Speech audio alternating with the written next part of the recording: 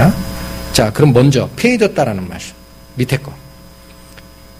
율법이 그냥 안 폐해졌다라는 말도 잘못된 거예요. 분명히 성경에 폐해졌다 한 건 폐해진 겁니다. 그 중에 첫 번째 에베소서 2장 5절 찾아보시겠습니다. 신약성경 311페이지. 에베소서 2장 15절, 5절이 아니고 읽겠습니다. 원수된 것, 곧 의문에 속한 계명의 율법을 자기 육체로 폐하셨으니 이는 이 둘로 자기의 안에서 한 새 사람을 지어 화평케 하시고 이렇게 돼 있죠. 폐해진 게 하나 나옵니다. 뭐를 폐했다라고 나옵니까? 원수된 의문에 속한 율법을 폐했다라고 돼 있어요. 자, 그리고 두 번째 왜 그렇게 했다라고 돼 있습니까? 이는이라고 나오죠. 네, 원수된 것, 곧 의문에 속한 율법을 자기 육체로 폐하셨는데 이유는 이 둘이 예수 그리스도 안에서 한 새 사람을 지어서 화평케 하려고 그랬다라는 거예요. 그 슬라이드 보시면 에베소 2장 15절이 얘기하는 핵심 요지가 두 개입니다. 의문에 속한 율법은 폐해지는 겁니다. 또 하나, 이유는 이 둘 누구예요? 유대인과 이방인을 얘기합니다. 그러니까 지금 우리가 가지고 있는 개역 한글 성경에는 이게 뜻이 잘 드러나지 않는데 세번역 성경을 그 에베소서 2장 14절, 15절, 16절을 세번역 성경이나 공동번역 성경으로 읽으십시오. 분명히 이방인과 유대인을 얘기하는 겁니다. 그 둘을 하나로 만들기 위해서 뭐를 폐했다라는 거예요? 의문에 속한 율법은 사라져야 된다라는 얘기를 하시는 겁니다. 어렵지 않습니다. 제가 다시 읽어드릴게요. 에베소서 2장 15절이 원수된 것, 곧 의문에 속한 계명의 율법을 자기 육체로 폐하셨으니 이는이란 말은 무슨 뜻입니까? 이유는 그런 얘기예요. 왜 그 의문에 속한 율법을 폐했는지 아느냐? 이유는 이방인과 유태인이 예수 그리스도 안에서 한 새 사람을 지어서 하나 되게 하려고 폐한 거다. 그런 얘기입니다. 목적이, 그러니까 슬라이드에 있는 두 가지 말씀이에요. 그러면 뭐가 폐해지는지 처음에 살짝 느낌이 오십니까? 이방인과 유태인이 원래 구약적 규례로는 따로 돼 있어요. 둘이에요. 하나는 하나님의 백성, 하나님은 하나님을 모르던 자, 심하게 표현하면 개나 돼지로 표현되는 이방인이 있어요. 이 둘을 가르던 규례가 의문이었다라는 거예요. 의문이라는 말이 똑같습니다. 의식적 글입니다. 그래서 이런 게 예를 들면 킹제임스 성경에서는 written code라고 해요. 써져 있는 조문. 다시 얘기하면 뭡니까? 성문법 그 조문을 폐하는 거예요. 왜? 그게 대부분이 다 뭐니까? 시민법을 얘기하는 600조가 넘는 그런 조항들이니까. 그거 폐하라 이거야. 필요 없다. 이유는 이방인과 유태인이 하나 되게 하려면 그거 가르는 구분 의무는 없애야 된다는 뜻입니다. 그 다음에 골로새서에 또 한 번 나옵니다. 골로새서 2장 14절 읽겠습니다. 우리를 거스리고 우리를 대적하는 의문에 쓴 증서를 도말하시고 제하여 버리사 십자가에 못 박으시고. 자, 또 나오죠? 뭐를 폐했습니까? 우리를 거스리는 거였고 우리를 대적하는 거였고, 이 대적이라는 말은 반대하는 거예요. 우리를 거스리고 우리를 반대하는 거였고 의문에 쓴 증서가 도말되는 거예요. 거기서도 의문이라는 게 뭡니까? 조문화된 법이에요. written code, 써져 있는 그 조문들, 이거 도말하는 거예요. 그러면서 16절 보시겠습니다. 왜 폐했는지가 이건 한 구절이 중간에 15절이 들어가 있어요. 삽입절이라고 보시면 되고 16절 나옵니다. 그러므로 이 말은 뭐예요? 폐했으니, 아시겠죠? 폐했으니 그러므로 뭐라고 하라는 거예요? 먹고 마시는 것과 절기나 월삭이나 안식일을 인하여 누구든지 너희를 폄론하지 못하게 하라. 폄론이라는 것은 잘못됐다라고 비난하는 거예요. 그러니까 이거 폐했으니까 무슨 얘기 하지 못하게 하라는 얘기예요. 먹는 거, 먹는 규례, 안식일, 절기 누가 지키던 겁니까? 그 시민법 얘기하는 거예요. 선택된 하나님의 백성이 지켜라 했던 그 600조가 넘는 600개가 넘는 그 조항, 그게 유대인과 이방인을 가르던 거니까 폐했다라는 겁니다. 그런데 분명히 나와요. 의문에 속한 것이 폐해졌다라는 얘기는 이렇게 받으시면 문제 없습니다. 성문화된 조항은 폐지된 겁니다. 성문법. 네. 그런데 여기 법조문으로 된 율법이나 혹은 법조문으로 된 증서라고 되어 있어요. 개역 개정 성경이나 세번역을 보시면 아시겠죠? 그 조문은 폐지되는 거예요. 조문화된 왜 그걸 놓으니까 바리새인들이 뭐라 그래요? 예수님 살아계실 때도 내가 야채의 11조까지 드렸습니다 그러죠? 곡물의 11조 말고 채소의 11조까지 드렸습니다. 자기 행위를 자랑하는 겁니다. 그랬더니 예수님 답변이 뭐예요? 너희는 그걸 자랑하는데 율법이 얘기하는 바 의와 인과 신은 버렸다. 율법이 얘기하는 핵심이 뭐라는 겁니까? 어떻게 해야 하나님 앞에 의롭게 되는 건지, 어떻게 가면 하나님의 인자, 자비, 사랑을 발견하는 건지, 그걸 쫓아감에 있어 성도들이 어떠한 믿음을 가져야 되는 건지, 그게 의와 인과 신이에요. 그게 율법의 핵심인데 그건 아무것도 안 하고 나 채소에 11조 드렸습니다. 잘했죠? 그 얘기하고 있다라는 거예요. 예수님께서 지적한 게. 그러니까 그 조항 폐지하는 게 당연한 겁니다. 이걸 폐지했다라는 얘기고, 법조문으로 된 율법이 바로 아까 말씀드린 600가지가 넘는 하나님의 백성으로 반드시 지켜라 라고 했던 그 시민법이 중심이 되는 겁니다. 중심이. 기억을 꼭 하셔야 됩니다. 그래서 이 말씀도 주시는 거고 모두 폐지되는 거예요. 아까 읽었던 사도행전 15장에 각종 규례를 구원받는 이방인들에게 줄 이유가 없다. 4가지만 지키게 하고 나머지는 얘기하지 마라. 누구 결정이라 그랬어요? 성령의 결정입니다. 폐지되는 겁니다. 있습니다. 폐지되는 것이. 자, 그런데 폐지하는 방법을 또 이렇게 얘기하세요. 지금 정확하게 보셨는지 모르겠습니다. 방금 전에 읽으셨던, 앞에서 읽으셨던 에베소서 2장 15절에는 그리스도의 육체로 폐했다라고 그래요. 의문에 속한 율법을 자기 육체로 폐하셨으니 그렇게 돼 있고, 골로새서 2장 14절에는 의문에 쓴 증서를 도말하시고 십자가에 못 박으셨다라고 돼 있어요. 그러니까 이 2개가 뭡니까? 바로 법조문화되어 있는 율법을 폐지하는 수단이고 근거입니다. 둘 다가 같은 걸 얘기하는 거예요. 뭐를 얘기하는 겁니까? 그리스도의 죽음이 시민법을 폐지하는 뭐가 된다? 근거가 된다라는 거예요. 근거가 되는 것이다. 그러면 이게 무슨 말입니까? 이게 도대체 무슨 말이에요? 왜 예수님이 돌아가시는 그 행위가 둘을 가르던 중간에 세워졌던 담을 허는 작업이고 양쪽 아무 관계없이 다 헐어버리고 예수님 안으로 끌어들이는 역할을 하는 거냐면, 마태복음을 나중에 자세히 읽으십시오. 다른 복음도 마찬가지입니다. 마태복음은 유대인의 메시아로 오신 예수를 그곳에 초점을 맞추어 기술한 복음서입니다. 출발이 뭐예요? 아브라함과 다윗의 자손, 예수 그리스도의 세계라. 족보부터 꺼내죠?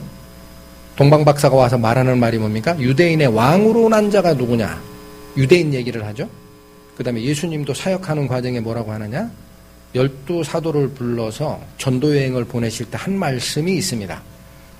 너희는 이방인의 길로 가지 마라. 사마리아인의 집으로도 들어가지 마라. 잃어버린 이스라엘의 어린 양에게로만 가라. 그렇게 명령을 줍니다. 뭐를 구분한 명령이에요? 유대인과 이방인을 구분한 명령입니다. 말씀만 그렇게 주신 게 아니라 사마리아 여인이 자기 딸인가요? 누구를 고쳐달라고 부탁을 할 때 예수님의 입에서 나간 말이, 야, 무슨 사랑의 예수님이라고 하는데 이런 말을 했느냐라고 성경을 모르는 사람들이 비난받을 만한 그런 말씀을 하세요. 뭐라고 얘기해요? 자녀의 상에서 떡을 취하여 개나 돼지에게 줌이 마땅치 아니하다 그러죠.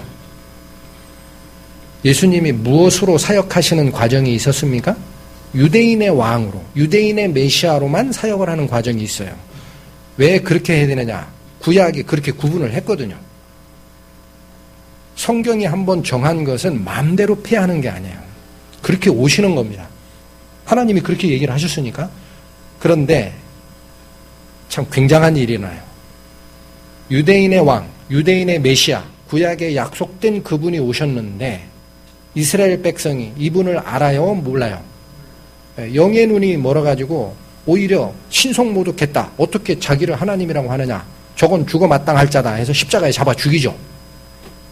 거부한 겁니까? 받아들인 겁니까? 거부한 겁니다. 누가 거부한 겁니까? 유대인 스스로 거부한 거예요. 그러니까 하나님의 유대인의 메시아로 왔던 그리스도를 거부하는 십자가 죽음 사건이 있은 뒤에 마태복음 제일 끝에 가보시면 부활 승천하기 바로 전에 이미 부활은 하셨어요. 한 40일간 제자들과 같이 지내십니다. 그리고 승천하기 바로 전에 사도들에게 준 전도 명령이 있습니다. 거기는 말이 바뀝니다. 어떻게 바뀝니까? 너희는 모든 민족에게 가서 제자를 삼아 이 말씀을 전하고 가르치라. 뭐가 바뀌었는지 보입니까? 처음에 12사도들에게 전도여행 보낼 때는 이방인의 길로 가지 마라. 사마리아인의 집도 들어가지 마라. 예루살렘에 잃어버린 양에게로만 가라. 그렇게 전하는데 십자가에 돌아가시는 사건 이후에는 명령이 바뀌어요. 모든 민족에게 다 가라. 왜 말이 바뀌었습니까? 십자가 사건이 분기점이라는 거예요. 약속된 민족인 유태인이 메시아를 거부하는 일이 있었다라는 겁니다. 그러니 이제는 더 이상 그 자들만을 하나님의 백성이라고 얘기할 근거가 없는 거예요. 아시겠죠?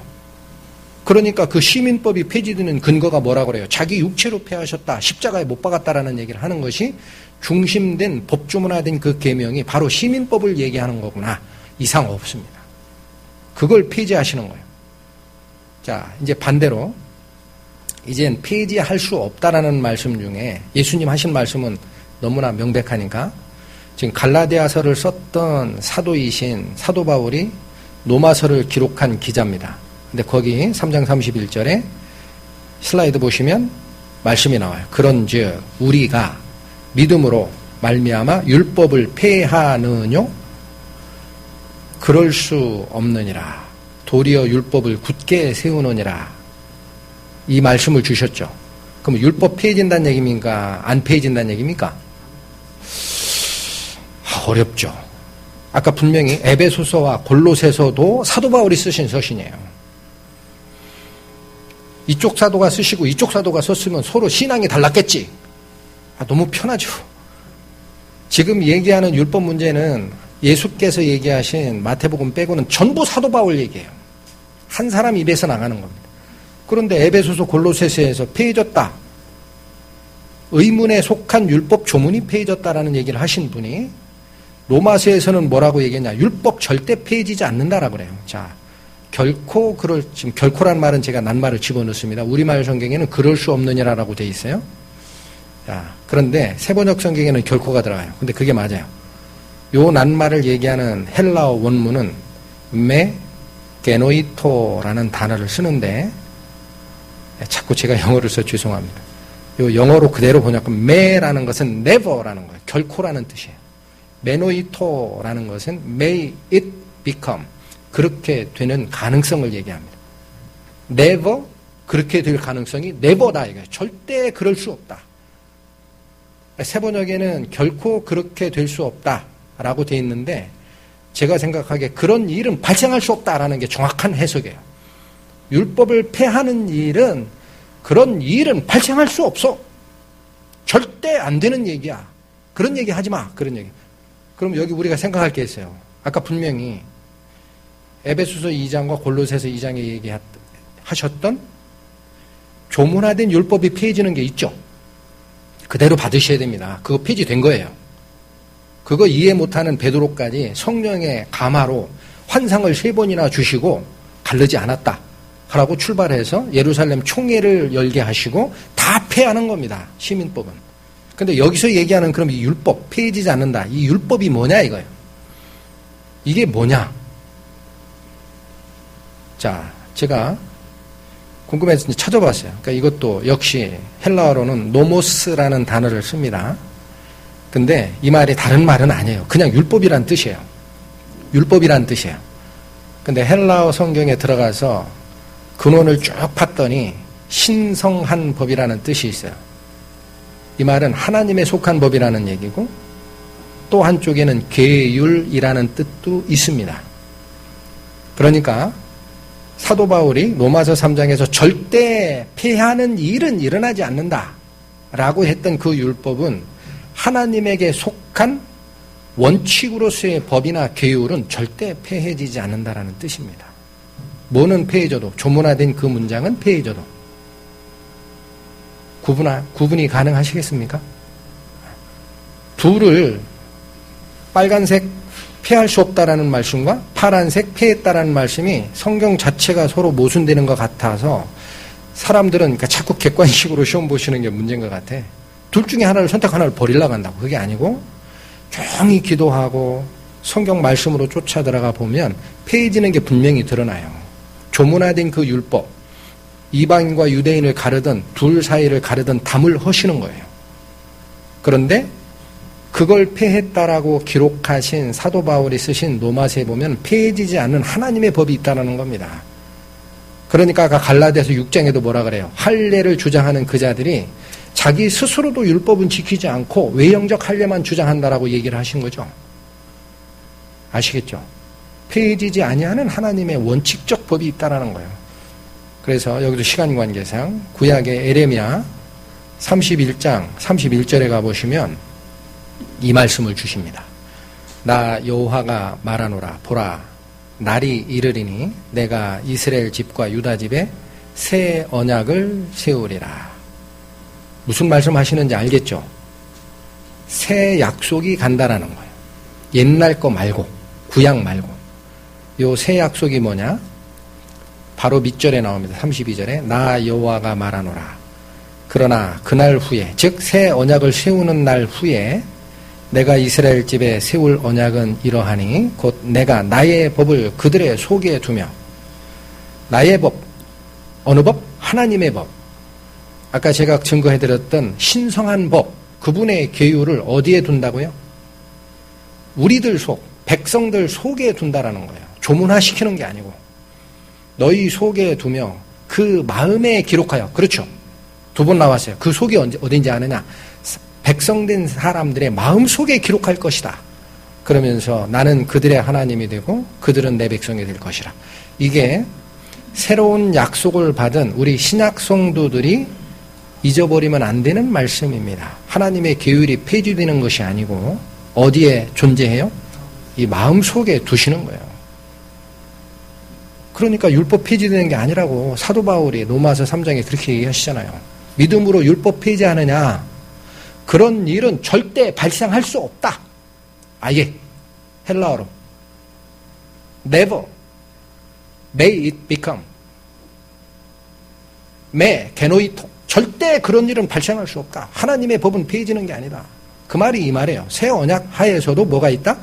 우리 마음에 새긴 하나님의 법이 존재한다. 자, 한 군데 더 보겠습니다. 에스겔서 36장 26에 27절 보시면 또 새 영을 너희 속에 두고 새 마음을 너희에게 주되 너희 육신에서 굳은 마음을 제하고 부드러운 마음을 줄 것이며. 앞절 말씀을 뒤에 다시 받는 거예요. 또 내 신을 너희에게 두어 너희로 내 율례를 행하게 하리니 너희가 내 규례를 지켜 행할지라. 자, 빨간 글씨로 쓴 내 신이라는 그 신은 영을 얘기하는 겁니다. 즉 우리 속에 두겠다라는 게 두 가지가 있는 거예요. 앞에 예레미야서에 보면은 하나님의 법을 우리 마음속에 두는 것이 새 언약 시대에 하는 일이다. 그 말씀이고 에스겔서가 얘기하는 건 뭐예요? 하나님의 성령을 우리 마음속에 두는 때가 있다라는 거예요. 언제입니까? 그리스도의 복음을 받고 하나님의 성령을 내가 받아들인 자, 그게 구원이라고 말씀을 드렸죠. 수차에 걸쳐 말씀드렸습니다. 너희 안에 그리스도께서 계신 줄 너희 스스로 알지 못하느냐? 그렇지 않으면 너희가 버리운 자니라. 하나님의 성령을 받는 구원받아 깨달아나는 그 순간에 하나님의 영을 우리 속에 둔다라는 약속이 있으신 거고, 그러면 다 끝난 거냐? 죄에서 해방받았으니. 그렇지 않죠. 후반부 읽겠습니다. 너희로, 즉 하나님의 성령을 마음에 받아들인 자들로 구원받은 성도들로 하여금 내 율례를 행하게 하리니 너희가 내 규례를 지켜 행할지라.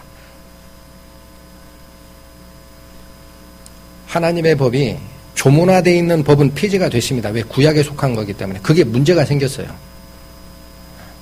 그 안에 핵심 구절은 생각하지 않고 자꾸 엉뚱한만 가지고 율법 지켰다라고 주장하니까 그건 싹 폐지하는 겁니다. 그러나 하나님의 법을 우리 마음에 새기겠다는 말씀이 분명히 있죠. 폐지되는 겁니까? 안 되는 겁니까? 하나님의 계율이나 하나님께서 우리를 향한 신성한 그분의 법은 절대 폐지는 게 아닙니다. 자, 이 그들의 속에 두며와 내 규례를 지켜 행할지라라는 이 말씀, 이 두 개를 결합하면은 저는 이렇게 봤어요. 하나님이 주시고자 하는 당신의 법 또는 그분의 계율은 조문화된 법에서는 사라지나 우리 마음속에 당연히 지켜야 될 기준이 되고 가치가 되는 불문법으로 존재한다라는 겁니다. 아까 에베소서와 골로새서 얘기했던 의문에 쓴 증서, 의문에 속한 율법이라는 말이 법학적으로 얘기하면 성문법은 폐지된다라는 거예요. 문장화된 그 법은 없어진다. 구약의 규례가 다 그렇게 되어 있으니까. 그러나 뭐는 존재하는 거예요? 법 정신은 존재하는 겁니다. 문장화되어 있지는 않으나 우리가 알잖아요. 구원받지 않아도 알잖아요. 죄짓지 마라 알잖아요. 살인하지 말라 알잖아요. 간음하지 말라, 도둑질하지 말라, 내 이웃에게 거짓 증거하지 말라 알잖아요. 그게 폐지될 수가 없다는 거 스스로에게 질문해 보십시오. 알잖아요. 어디에 새긴 법입니까? 우리 마음에 새기는 법이 있어요. 불문법은 폐지되는 게 아닙니다. 자, 그래서 이렇게 설명을 드려도 나중에 또 구분이 잘 안 되시는 경우가 많아요. 왜? 율법이 너무 어려우니까. 그래서 제가 이번엔 그러면 율법이라는 전체가 있는데 그 전체를 믿음의 선진들이나 신학자들이 세 가지로 이건 사람이 나눈 거예요. 임의로 나눕니다. 그러면 첫 번째가 하나님의 계명이라는 그분의 계율, 그분의 법이 있어요. 이거는 뭘까요? 의미가? 하나님의 계명의 의미. 하나님께서 제시한 기준입니다. 스탠다드. 그렇죠? 근데 이거 10가지 계명이 있는데 밑에 보면 죄지지 말라는 계명이 5개가 나옵니다. 지킵니까? 우리가 못 지킵니까? 못 지키죠. 아, 살인 안 할 수 있는데 그건 구약에 조문화된 거고 예수님이 오셔서 강화시켰어요. 희망이 사라졌어요. 살인하지 말라라고 옛날 사람들에게 얘기했지 나는 너희에게 그걸 강화시킬 거야? 마음에 분을 품는 자마다 이미 살인했어. 지킬 수 있어요? 없어요? 없죠. 그러니까 하나님의 기준이 있는데 사람이 자기 힘으로는 지킬 수 없어요. 죄를 범할 수밖에 없어요. 그러면 사람이 하나님께 갈 수 있는 방법이 막힌 거죠. 우리 죄 때문에. 근데 하나님은 용서를 하셔야 되거든. 자기 백성을 부르고 싶어요. 그러니까 두 번째 법을 주시는 거예요. 뭐예요? 죄 졌냐? 그러면 죄값을 대신 치르고 너는 죄의 벌을 받은 걸로 칠 테니까 나한테 오거라. 이게 무슨 법입니까? 제사법입니다. 죄를 사하겠다. 아시겠죠? 그리고 하나님의 백성이 됐느냐? 할례를 하거라. 절기를 지켜라. 안식일을 지켜라. 11조를 하거라. 뭐를 하거라. 뭐는 먹지 마라. 시민법. 밑에 거. 이게 600조 이상이 되는 거였어요. 이렇게 세 가지가 있다라는 것을 여러분 마음속에 구분을 해놔야 율법의 폐지나 존재 그 문제가 스스로가 해결할 수 있어요. 자, 이렇게 나누면 하나님의 계명은 방금 읽어드린 예레미야나 에스겔서에 보면 새 언약을 세운 이후에도 법을 네 마음에 기록한다라고 되어 있어요. 폐지될 수 없습니다. 제사법은 어떻게 됐나요? 구약의 제사법은 폐지됐어요. 히브리서를 읽으십시오. 사도 바울이 분명히 얘기했습니다. 그건 불완전한 제사였으니까 낡아지게 했고 사라지게 했다. 새로 완전한 제사가 이루어졌다. 그게 뭐예요? 그리스도의 제사입니다. 완성됐죠? 우리가 지킬 필요 없죠? 압니다. 구원받은 성도 여러분. 다시 제사 드리는 거 없어요, 이제. 완성된 거예요, 제사법. 시민법 어떻게 돼 있어요? 계속 말씀드립니다. 폐지됐습니다. 뭐로 폐지했다고 했어요? 자기 육체로 폐하셨다? 십자가에 못 박았다 그러죠? 이 시민법은 뭐와 뭐를 가르던 법이에요? 유대인과 이방인을 편가르게 했던 법입니다. 둘 사이를 가르던 담을 허셨다라고 되어 있어요. 그런데 또 중요한 게 있어요. 그 하나님이 구약에 자기 백성들에게 준 법이 있는데 왜 신약에 와서 마음대로 폐하느냐? 당신 뜻대로 이래도 되고 저래도 됩니까? 그렇게 생각하는 마음이 들어올 수가 있어요. 우리 마음에. 결코 그게 아닙니다. 하나님이 임의로 폐시하는 게 아니에요. 그 시민법마저도. 어떻게 폐해져요? 아까 설명드렸듯이 유대인이 메시아를 거부함으로써 스스로 발로 차는 거예요. 그러니까 이게 뭡니까? 사람의 불완전함, 사람의 범법함, 사람의 반항을 하나님께서는 선으로 이끌어 가시는 능력이 있는 겁니다. 이 과정을 통해서 모든 이방인들로 주를 찾게 하려 함이라 라는 아모스 9장 21절의 말씀이 원래 하나님의 뜻이었다라는 거예요. 그것이 민족을 차별한다, 차별하지 않겠다. 그게 하나님이 가지고 계신 숨은 뜻인데 무엇으로 성취가 되는 겁니까?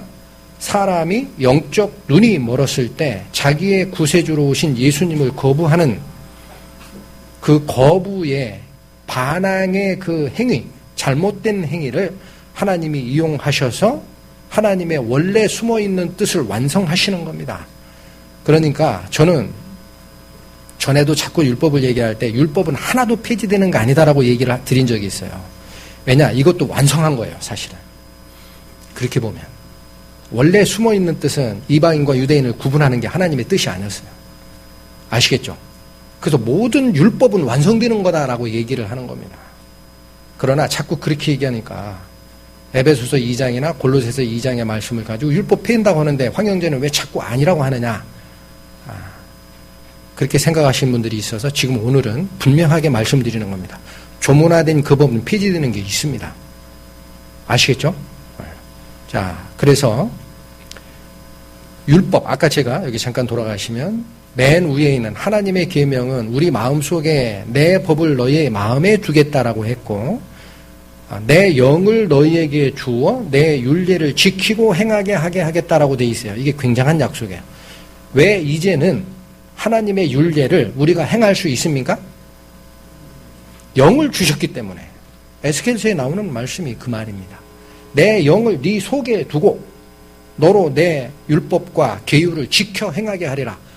하나님의 성령을 받은 자는 능력이 있는 겁니다. 그러니까 그 성령을 따라갈 때는 조문화된 그 법 얘기할 필요 없이 하나님께서 이끄시고자 하는 죄에서 떠나 하나님의 거룩한 성품에 참여하는 것이 가능하다라는 거예요. 전제 조건이 내 신을 너희에게 두어 그렇게 되어 있지 않습니까?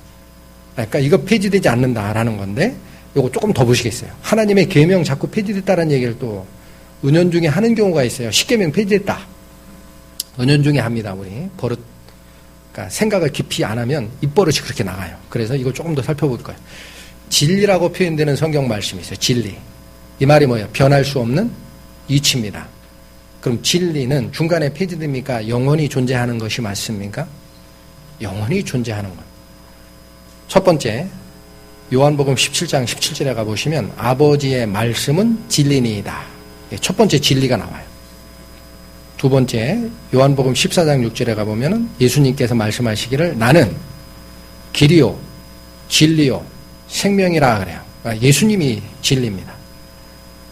그 다음에 요한일서 5장 7절에 가보시면 증거하시는 이는 성령이니 성령은 진리니라. 이렇게 되어 있습니다. 그러니까 하나님 자신, 삼위일체 하나님 자신, 성부 하나님, 성자 하나님, 성령 하나님은 바뀌지 않고 영원하신 분이에요. 아무 이상 없죠. 그런데 시편 119편 151절에 가보면 하나님의 계명이 진리라고 나와요. 읽겠습니다. 여호와여 주께서 가까이 계시오니 주의 모든 계명은 진리니이다.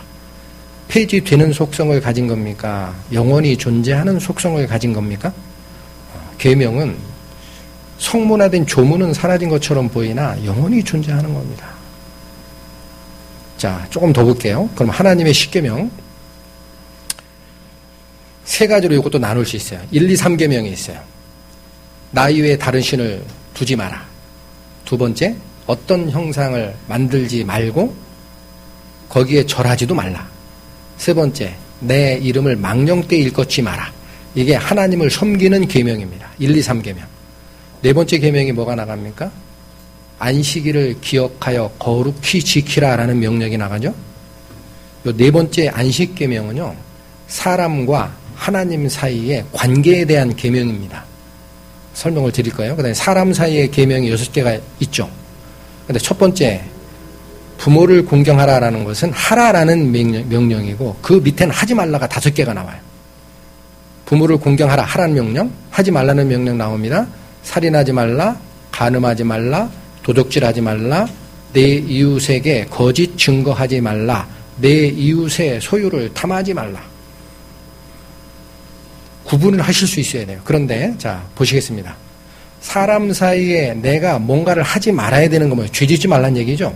부모를 공경하라는 말 빼고 그거 내가 지킬 수 있는 것처럼 보였는데 신약에 예수님이 오셔가지고 강화시키는 바람에 애시 당초에 글렀습니다. 못 지킵니다. 누가 해주신 겁니까? 예수님께서 해주신 거예요.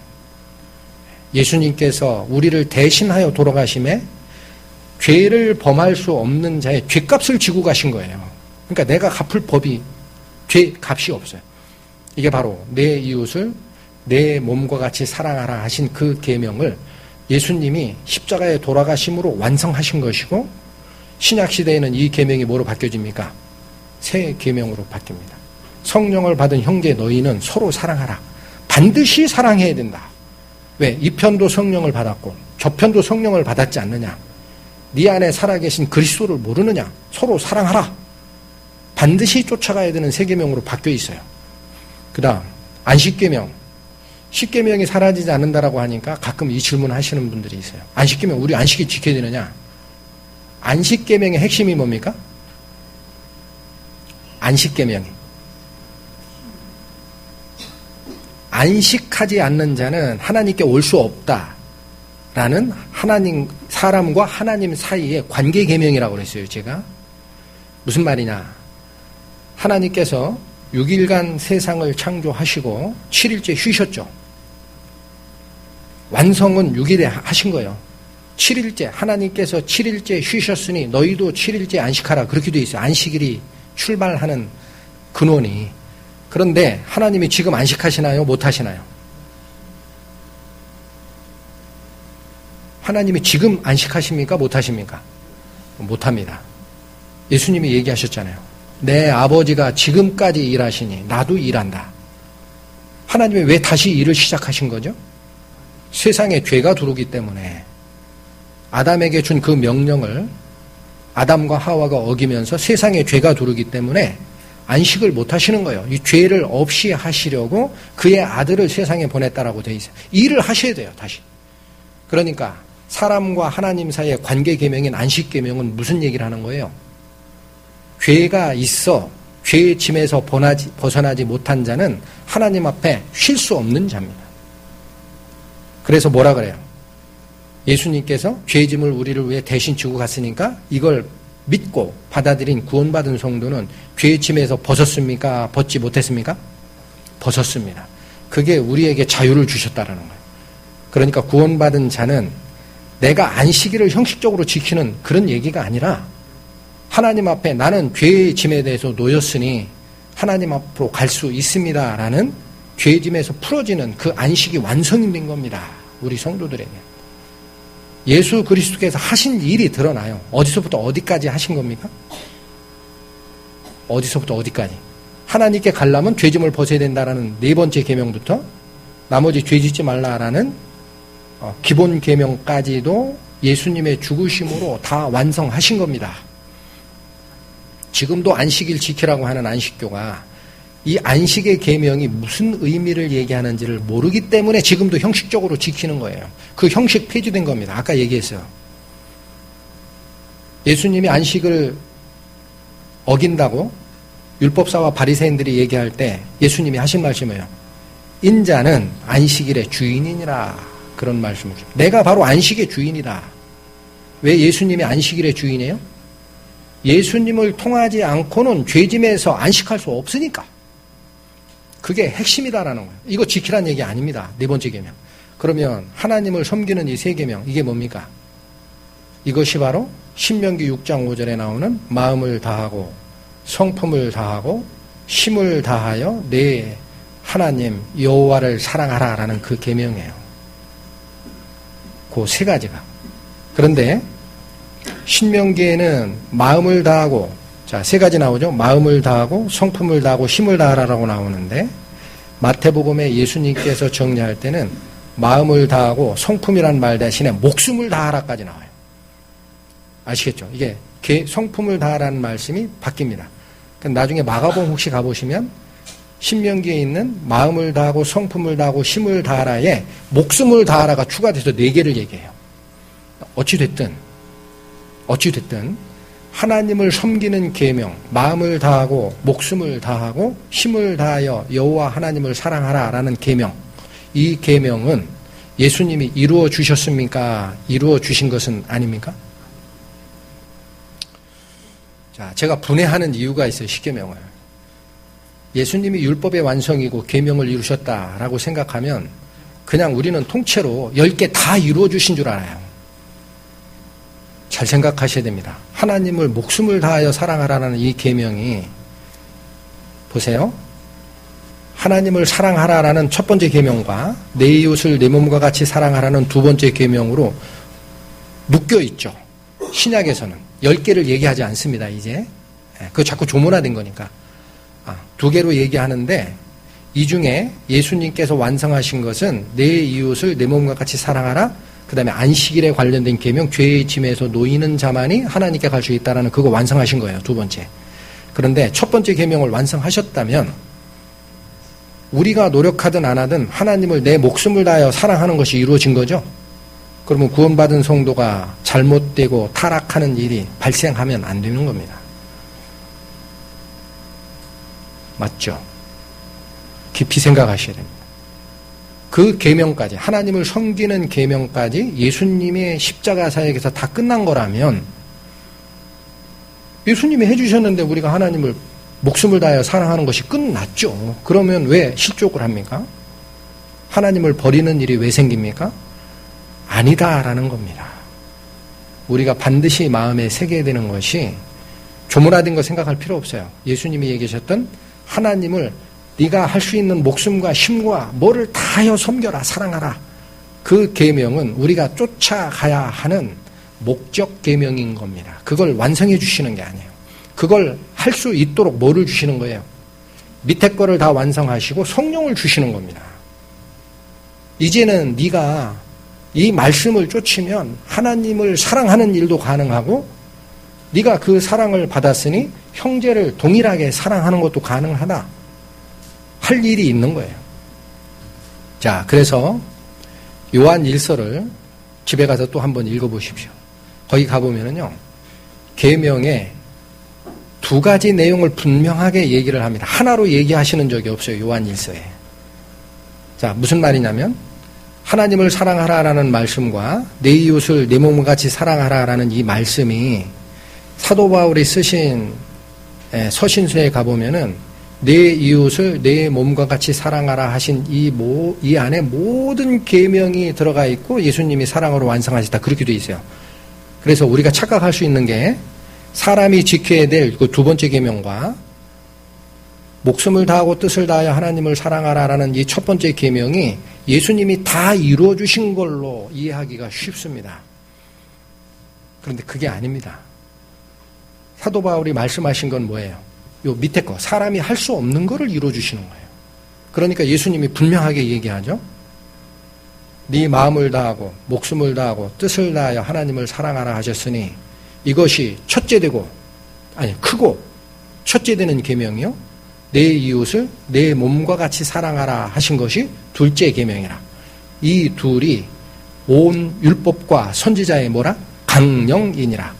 여기 우리말도 강령이라고 표현된 거, 킹제임스나 다른 쪽 성경에 가보시면요, 세번역 성경에 가보시면 그 2가지 말씀에 하나님의 율법의 본뜻이 달려있다라고 되어 있어요. 그 본뜻이 없어지지 않는 하나님의 계율입니다. 우리 마음에 새기겠다라는 그 계율. 그 밑에 조물화된 것은 신경 안 써도 된다는 거예요. 아시겠죠? 그래서 그 두 가지 내용을 요한 1서는 계속 얘기해요. 하나로 얘기 안 합니다. 요한 1서는 신약 시대에 사도 요한께서 제일 요한계시록과 비슷한 시기에 제일 끝에 써진 서신서예요. 신약 시대에 사도가 얘기하시는 것이 계명 하나를 얘기하는 게 아니라 몇 가지 얘기한다고요? 두 가지를 꼭 언급합니다. 그 다음에 지켜야 할 계명들을 단수로 얘기하신 적이 없어요. 요한 1서에는. 복수로 얘기합니다. 의미하는 게 뭐예요? 하나가 아니라 몇 가지라는 거예요. 계명이. 2개 이상이다라는 거예요. 자, 보겠습니다. 요한 1서 4장 21절에 우리가 이 계명을 주께 받았나니 하나님을 사랑하는 자는 또한 그 형제를 사랑할지니라. 이게 하나같이 보이죠? 또한이라는 접속사로 연결된 겁니다. 헬라어 원본에 가보면은 이 또한이라는 단어가 카이라는 접속사를 써요. 헬라어로 카이라는 접속사가 있어요. 근데 이 접속사의 뜻이 그리고 또한 뭐뭐조차 이 세 가지 뜻을 갖는 접속사입니다. 그걸 이렇게 번역한 거예요. 그러니까 앞에와 뒤가 and로 연결되어 있는 거예요. 하나님을 사랑하는 자는 이 말을 하나님을 사랑하고 그리고 그 형제를 사랑하라. 이렇게 두 가지가 연결된 겁니다. 그 다음에 이 말씀을 세번역이나 공동번역으로 보면 하나님을 사랑하는 사람은 이게 전제 조건이에요. 자기의 형제도 사랑해야 한다라고 돼 있어요. 그러니까 이 카이라는 접속사를 세번역이나 공동번역 성경에서는 뭐뭐조차라는 걸로 해석을 한 거예요. 하나님을 사랑하는 사람은 형제조차도 사랑해야 마땅하다라는 겁니다. 자, 똑같이 요한일서 5장 1절에 이 말이 똑같이 되어 있어요. 내 시인이를 사랑하는 자마다 그에게서 난 자를 사랑하느니라. 요 앞절에 예수 그리스도께서 하나님의 아들이 되심을 믿는 자를 하나님께서 자기 백성으로 낳으셨다라는 표현이 앞에 있어요. 그러니까 내신 이는 누굽니까? 자기 자녀로 낳으신 이 하나님입니다. 그러니까 제가 이해하기 쉽게 괄호 속에 썼어요. 하나님을 사랑하는 자마다 그에게서 난 자 누구예요? 하나님이 낳으신 자, 거듭난 자, 형제자매, 성도. 그 성도를 사랑하느니라. 항상 어떻게 됩니까? 앞에가 뭐가 와요? 하나님을 사랑하는 자가 모두 하라. 두 번째 계명 중에 세 계명으로 전환된 내 형제를 내 몸과 같이 사랑하라 하는 그 말씀도 하는 거예요. 근데 요 구절이 요한 1서에만 나오는 게 아니라 마가복음에 아까 예수님께서 두 가지 큰 계명이 있다라고 정리해 주신 내용 중에 마가복음에 가면은 서기관, 제 기억에 서기관으로 보이는데 그자가 예수님의 말씀을 듣고 자기 소견을 얘기한 구절입니다. 자기 말을. 그리고 뭐라고 하냐면 또 마음을 다하고 지혜를 다하고 힘을 다하여 하나님을 사랑하는 것과 또 이웃을 제 몸과 같이 사랑하는 것이 전체로 드리는 모든 번제물과 기타 제물보다 나으니이다. 이렇게 서기관이 예수님께서 두 가지 명령으로 종합한 것을 자기 의견을 밝혀요. 그러니까 요 밑에 예수님이 그가 지혜롭게 답변함을 보고 이렇게 나갑니다. 그러니까 무슨 말이에요? 여기 정확히 드러나죠. 마음을 다하고 지혜를 다하고 힘을 다해 하나님을 사랑하는 것과 또라고 돼 있죠. 빨간색. 거기도 가보시면 이게 카이예요. 히브리어 아니야 헬라어 접속사가. 그리고 뒤쪽 이웃을 제 몸과 같이 사랑하는 것. 이것이 묶여져 있는 신약시대의 계명인 건데 알고 보면 뭐와 뭐가 나눠져 있는 거예요. 목적 계명 하나님을 마음을 다하고 목숨을 다하고 뜻을 다하여 사랑하라는 그 명령과 밑에 거 예수님께서 이루어 주셨으니 우리를 사랑하셨으니 그와 같이 너희도 너희 형제를 사랑하라 라는 명령이 항상 붙어 다니는 겁니다. 붙어 다니는 거예요. 하나님을 사랑하라는 계명이 사라진 게 아닙니다. 복수로 나오는 예 드리겠습니다. 요한일서 3장 21절 22절 하나님 앞에 담대함을 얻고 무엇이든 구하는 바를 그에게서 받나니 이는 우리가 그의 계명들을 지키고 그 앞에서 기뻐하는 것을 행함이라. 계명입니까? 계명들입니까? 들입니다. 이어지는 3장 24절에도 같이 되어 있어요. 그의 계명들을 지키는 자는 주 안에 거하고 주는 저 안에 거하시나니 우리에게 주신 성령으로 말미암아 그가 우리 안에 거하시는 줄을 아느니라. 요한일서 5장 3절에도 똑같이 돼요. 하나님을 사랑하는 것은 이것이니. 자, 하나님 사랑하라는 게 앞서요. 그리고 예수님이 우리를 사랑한 것처럼 너희 형제도 사랑하라. 그런데 요한 1서는 이렇게까지 얘기합니다. 5장 3절에. 하나님을 사랑하는 것이 뭔지 아냐? 그게 먼저고 밑에가 형제사랑인데 우리가 뭐를 지키는 거라고요? 그 계명들을 지키는 것이라. 그의 계명들은 무거운 것이 아니라. 제가 이걸 말씀을 증거해드린 이유가 뭐냐? 신약시대라고 조문화되어 있는 조문은 사라지지만 우리 마음에 새겨진 하나님의 원래 신성한 법은 사라집니까? 사라지지 않습니까? 사라지지 않습니다. 하나님의 모든 계명은 진리이기 때문에. 그래서 복수로 얘기하시고 반드시 하나로 묶을 때는 하나님을 사랑하고 그리고 형제를 사랑하라. 이렇게 나와 있는 거예요. 계명을 얘기하거나 율법을 얘기할 때 조심해야 됩니다. 제가 잘못 얘기할 수도 있어요. 그러면 성경구절 가지고 저를 지적해 주십시오. 누가 얘기하더라도 그 계명과 율법에 대한 말씀이 나갈 때는 사람의 말을 그대로 믿지 마십시오. 성경을 통해서 쫓아가야 됩니다. 무슨 말씀을 하시는지. 자, 제가 이거 율법 얘기를 다시 자세하게 얘기한 것은 그렇다면 갈라디아에서 얘기하는 율법 안에서 의롭다함을 얻으려 하는 너희는 그리스도의 은혜에서 떨어진다라고 얘기하는 그 율법 안에서 의롭다함을 얻으려는 그 행위는 율법적 행위, 행동, 밖으로 드러나는 외식적 행위, 할례를 받거나 안식일을 지키거나 이걸 얘기하는 걸 알았죠. 왜? 그 말씀을 주신 사도 바울이 로마서 3장에 믿음으로 율법을 폐지할 수 없다. 그런 건 결코 발생할 수 없는 일이다. 얘기하셨으니 살아있는 율법이 있지 않습니까? 근데 그것이 바로 하나님이 우리에게 주시고자 하는 계명이고 절대 변하지 않는 진리의 계명들이 있다라는 거예요. 새기셔야 됩니다. 자, 그러면 그래도 죄짓지 말라라는 것은 율법의 항목이지 이렇게 생각하면 구원받고 나서 내가 죄를 안 짓고 하나님을 향해서 살겠다라는 그 방향이 율법 안에서 하는 그 행위로 오해할 수가 있어요. 그래서 이 말씀마저 제가 정리해드립니다. 슬라이드 보시면 찾지는 않겠습니다. 고린도전서 15장 33, 34절 말씀입니다. 속지 말라. 악한 동무들은 선한 행실을 더럽히나니 깨어 의를 행하고 죄를 짓지 말라. 누가 하신 서신서입니까? 고린도전서 누가 쓰셨어요?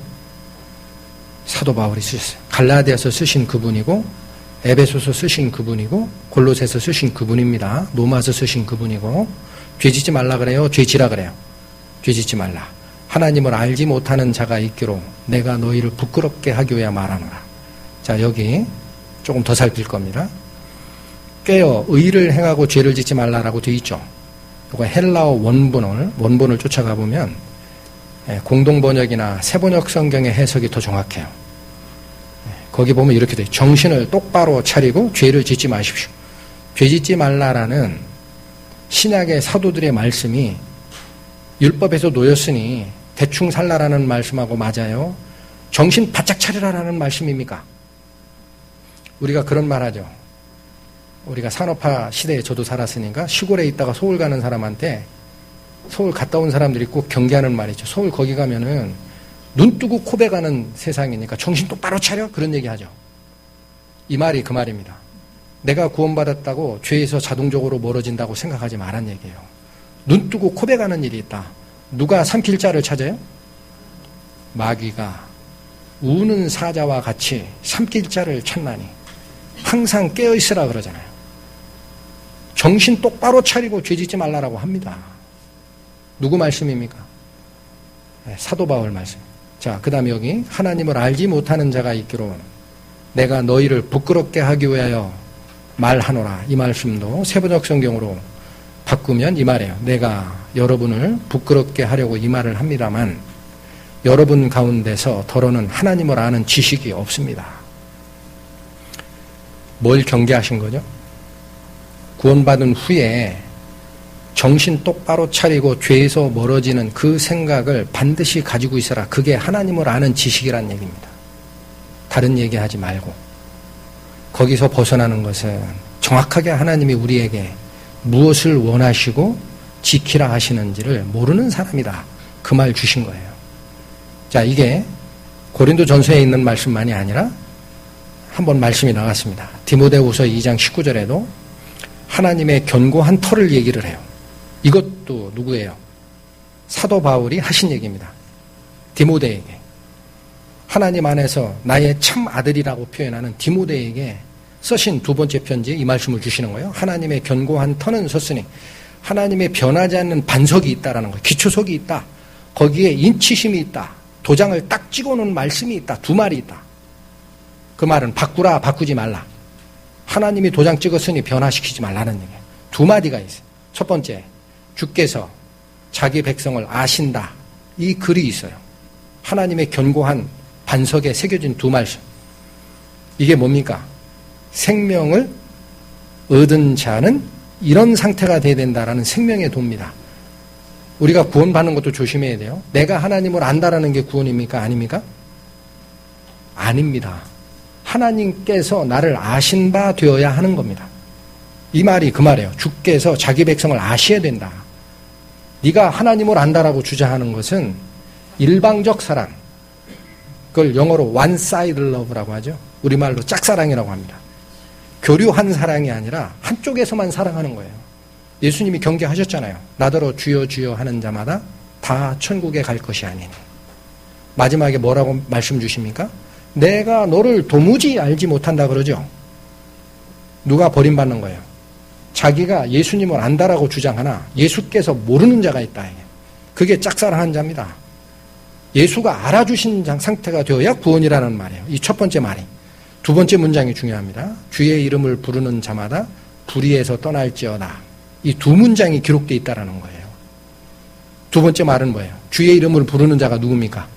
구원받은 성도를 얘기하는 겁니다. 하나님의 백성, 하나님의 자녀, 하나님의 종된 자. 어떻게 하라고요? 불의에서 떠나라. 불의가 죄입니다. 요한일서 5장에 나옵니다. 모든 불의가 죄로 돼. 그러니까 오늘 이 말씀을 상고한 이유는 율법이나 하나님의 계율을 얘기할 때 우리가 정확한 판단 기준이 없으면은 잘못 가기 쉽고 어렵습니다. 그래서 그 안에서 말씀 안에서 말씀이 해설해 주시는 그 길로 가면 무엇이 피지가 됐고 무엇이 우리 마음속에 살아있는 계율인지가 드러나고 생명을 얻은 우리는 이제는 행할 수밖에 없어요. 생명을 얻었는데 동작이 안 일어나는 것은 죽은 겁니다. 그게 야고보서가 가리키는 핵심이죠. 둘을 혼동할 필요가 없다. 그래서 시간을 많이 들여서 같이 상고하는 시간을 가졌습니다. 마치겠습니다. 기도드리겠습니다. 하나님 아버지 감사합니다. 하나님의 기초 속에 새겨있는 두 가지 변할 수 없는 말씀을 저희에게 주시고 주의 이름을 부르는 자마다 불의에서 떠날지어다 라는 명령의 말씀을 저희에게 주셨습니다.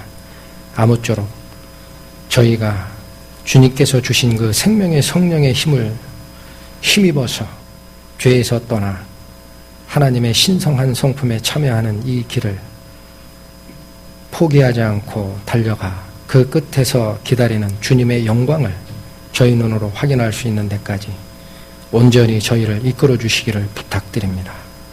우리 주 예수 그리스도의 이름으로 감사하며 기도드렸습니다. 아멘.